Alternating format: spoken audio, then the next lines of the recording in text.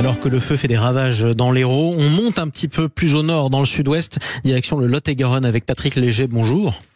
Oui, bonjour. Soyez le bienvenu sur Sud Radio, producteur de fruits à coque et de pruneaux dans le Lot-et-Garonne. La récolte des pruneaux qui a commencé en ce moment. La récolte des pruneaux a commencé au 15 août. Donc là, c'est le début de récolte, mais on est déjà à plein régime. Donc voilà. Écoutez, c'est une excellente chose. Alors, on parlait de ces fléaux naturels, comme le feu, par exemple, sur le littoral méditerranéen. Vous avez dû faire face à celui des orages. Oui, malheureusement, on a subi des orages au printemps avec beaucoup de grêle. Il faut savoir qu'aujourd'hui, il y a 60-70% du verger qui a été impacté. Donc par la grêle. Alors c'était des petites grêles, mais qui ont marqué des fruits. Donc ils vont déclasser les fruits. C'est dommage parce que cette année, la récolte, on prévoyait une belle récolte on a des fruits d'un bon calibre qui sont très sucrés, qui sont très bons.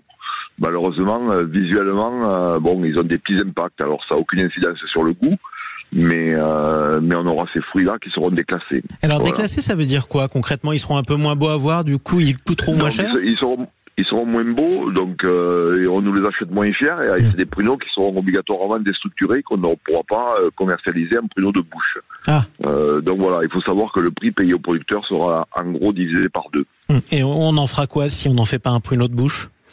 Non, déstructuré, ça rentrera dans toutes les préparations, dans tous les desserts, un ingrédient. Dans les yaourts, en pâtisserie, mais on ne les retrouvera pas en sachet comme on a l'habitude de le voir dans la grande distribution. Tiens, j'aimerais avec vous qu'on démonte une idée reçue, parce que tout le monde connaît les pruneaux, tout le monde en a déjà mangé, les pruneaux d'Agen évidemment, et pas seulement d'Agen. Quelle est la différence entre une prune et un pruneau? La prune, c'est le fruit qui est vert, enfin il est violet, mais qui est vert, et en séchant, c'est-à-dire en le séchant, il devient pruneau. Voilà. Il faut savoir qu'il faut 3 kilos de prunes pour faire 1 kilo de pruneau. C'est juste la déshydratation de la prune qui fait qu'il devient pruneau. Le pruneau est une prune séchée. J'avais un peu honte, je l'ai appris très tard.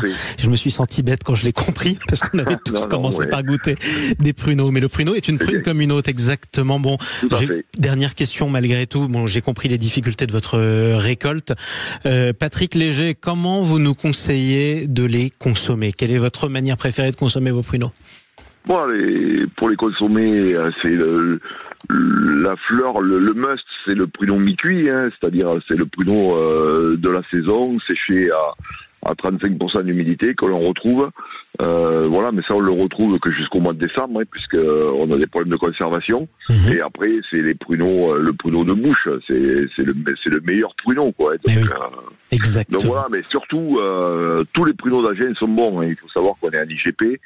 Et il faut privilégier le pruneau d'Agen. Voilà. Exactement. Pour moi, c'est une marque. Le plus célèbre de France, en tout cas, voire du monde, pour ce qui est des pruneaux. C'est important de le rappeler. Bon courage pour la récolte, Patrick Léger. Et bon courage et bonne récolte surtout, malgré les aléas climatiques. Je rappelle que vous êtes producteur de fruits à coque et de pruneaux dans le Lot-et-Garonne. Il est 7h16 sur Sud Radio. Restez avec nous. On va se retrouver dans quelques instants. À suivre, on part en voyage avec un camping-cariste, tout simplement. Je ne sais pas si on le dit comme ça, mais ça sonne bien. À tout de suite.